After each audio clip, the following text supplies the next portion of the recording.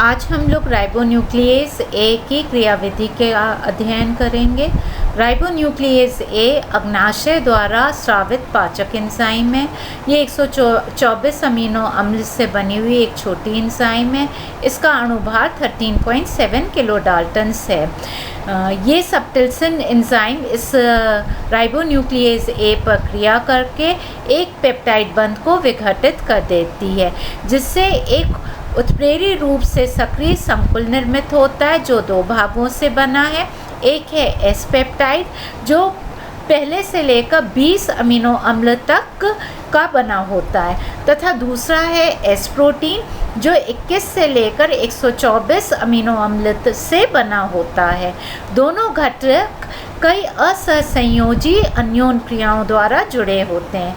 यदि S peptide तथा S protein को पृथक कर दिया जाए तो ये दोनों निष्क्रिय हो जाते हैं।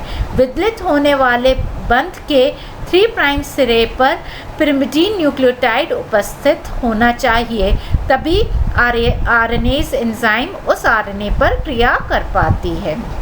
आरएनएज एंजाइम आरएनए में उपस्थित फॉस्फोडाइएस्टर बंध का जल अपघटन करती है, जिसके कारण दो नए सिरे निर्मित होते हैं। एक नए सिरे का 5 प्राइम हाइड्रोक्सी समूह मुक्त होता है और दूसरे का 3 प्राइम फॉस्फेट समूह मुक्त होता है। इस क्रिया में 2 प्राइम 3 प्राइम चक्रीय फॉस्फेट मध्यस्थ निर्मित होता है। एंजाइम का अनुकूलतम पीएच 7 है। राइबोन्यूक्लियेज ए की क्रियाविधि।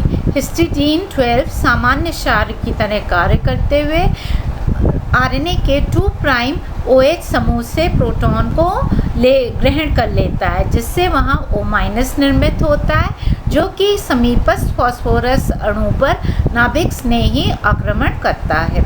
हिस्टिडीन 119 एक सामान्य अम्ल की तरह कार्य करते हुए अपना प्रोटॉन निकलते हुए R'(O) समूह को देता है और बंध विघटन में सहायता करता है। इस समय 2 प्राइम 3 प्राइम चक्रीय मध्यस्थ निर्मित होता है।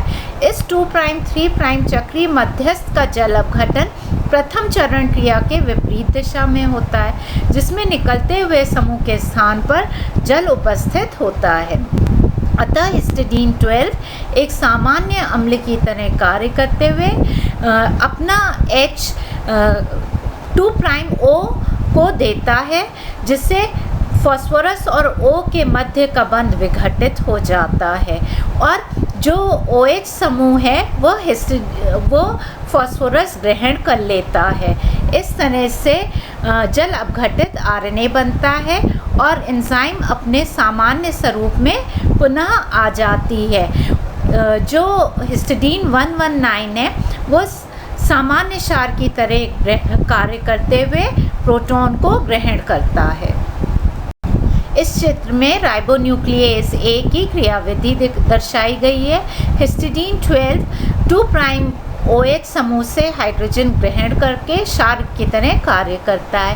O- जो निर्मित होता है वह समीपस्थ फॉस्फोरस से बंध बनाता है और जो R'(O) है वो हिस्टिडीन 119 से प्रोटॉन ग्रहण करता है। अतः हिस्टिडीन 119 अम्ल की तरह कार्य करता है और R'(OH) समूह को पृथक करता है। इस तरह से बंध विघटन फॉस्फोरस और ऑक्सीजन के मध्य का होता है। प्रथम उत्पाद R'(OH) निकल जाता है, जल प्रवेश करता है।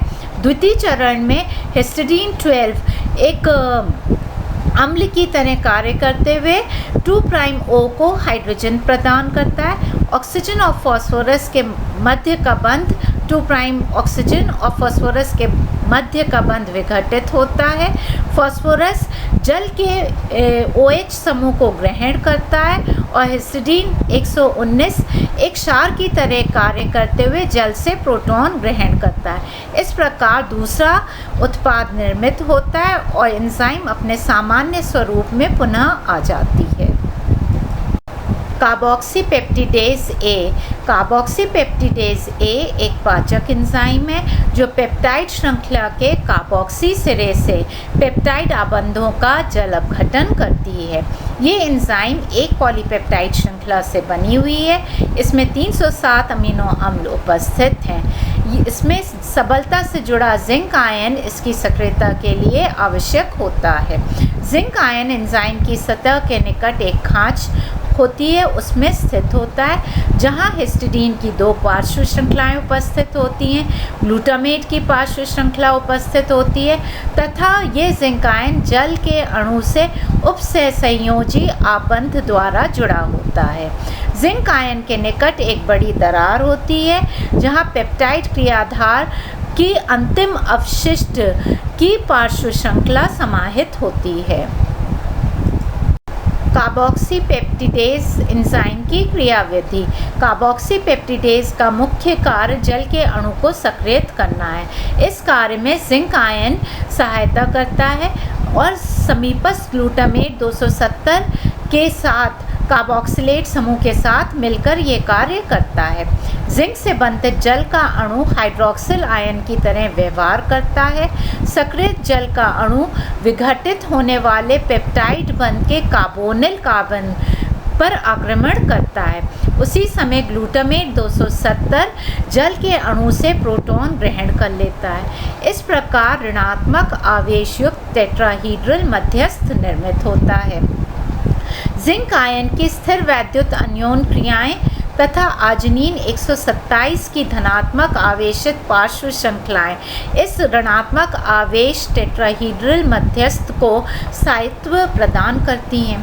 द्वितीय चरण में ग्लूटामेट 270 के कार्बोक्सिल समूह से प्रोटॉन स्थानांतरित होता है विघटित होने वाले पेप्टाइड बंध के NH समूह पर, जिससे नया NH2 सिरा या अमीनो सिरा निर्मित होता है। इस स्थानांतरण के साथ ही पेप्टाइड बंध विघटित हो जाता है एवं 2 क्रिया उत्पाद निर्मित होते हैं, एक अमीनो सिरे वाला क्रिया उत्पाद और दूसरा कार्बोक्सिल सिरे वाला अमीनो उत्पाद निर्मित होता है। ये सक्रिय स्थल से दूर विस्तृत हो जाते हैं। इस चित्र में कार्बोक्सीपेप्टिडेज एंजाइम की क्रियाविधि दर्शाई गई है।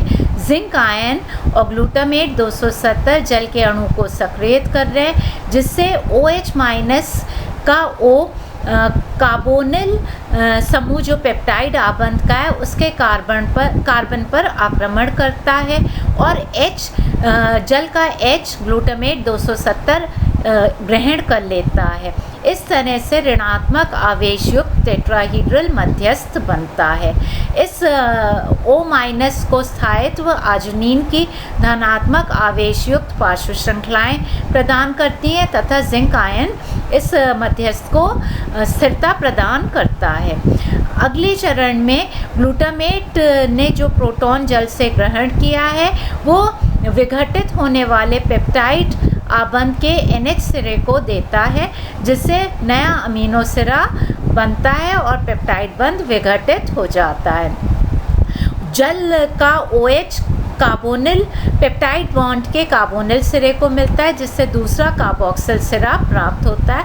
अतः 2 उत्पाद बनते हैं और वो एंजाइम से दूर विस्तृत हो जाते हैं। अतः 3 विधियों द्वारा पेप्टाइड बंध विघटित होता है। जिंक आयन द्वारा जल के अणु का सक्रियण होता है प्रथम अवस्था में, ग्लूटामेट 270 द्वारा प्रोटॉन के अणु को ग्रहण करना एवं दूसरे चरण में दान करना, और आजनीन 127 का स्थिर वैद्युत स्थिरीकरण। ये तीनों मिलकर कार्बोक्सीपेप्टिडेज ए एंजाइम को अपना कार्य करने में सहायता करते हैं।